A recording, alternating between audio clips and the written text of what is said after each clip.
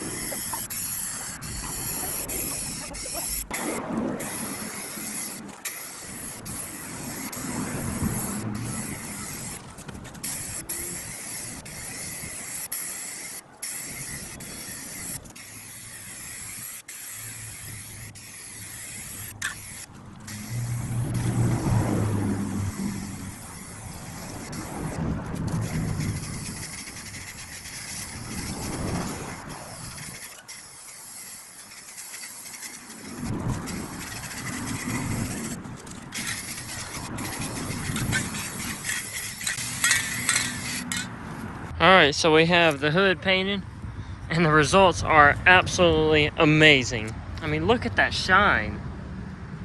That is really, really good. I'm very pleased with the results. Now we gotta let this dry for about 30 minutes to an hour, and then I will put it under the barn. And then tomorrow, if the weather plays fairly, we will install this on the wheel horse. There is supposed to be severe weather tomorrow, so I don't know if I'm going to be able to do that, but we'll see. Alright, so it's Tuesday, the next day, and I did say yesterday there was going to be some severe weather today, and there is. It's not here yet. It's actually an hour away. I believe that is enough time for me to get this hood on the wheel horse before the weather gets here. So let's go ahead and do that.